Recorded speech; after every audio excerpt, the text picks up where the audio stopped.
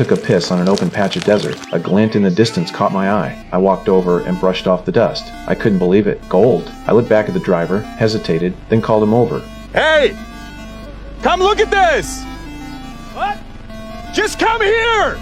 He checked it. It was real. We started digging right away, but the thing was massive. We tried dragging it with the car, pedal to the floor. It didn't move an inch. We gathered wood and lit a fire, had to keep the wild animals away. Then the driver suggested something. One of us would stay and guard the gold, the other would fetch an excavator. It would take 5 days round trip. He said he knew this desert better, but I insisted on staying. He warned me, brutal heat by day, wild beasts at night. I said I could handle it. We made a deal, split the food and water. He took most of the water, said it was to cool the engine, tossed me a satellite phone, then drove off. I told myself, 5 days for a lifetime of wealth. Totally worth it. I set up a small tent next to the gold. The first night was calm, had food, had water, but my nerves were on edge. The growls around me didn't stop. One wrong move and I'd be dinner. Next morning, the sun woke me up. I reached for my water, paused, and put it back. I had to ration it. While looking for firewood, I found a wrecked passenger plane, tore some parts off, built a better shelter, way better than a tarp. Through the window, I could see the gold. I finally got some sleep, but not for long. The heat woke me up again. My face had started to blister. I stayed inside till sundown, sat next to the gold, and let out a tired laugh. I was done waiting. Grabbed a rock and hit the gold. A chunk broke off. Just that piece could have made me rich for life. I thought maybe it was enough. Then the phone rang. The driver said not to give up. He was close. Just hang on a little longer. I nodded and kept going. That night was the worst. Cold,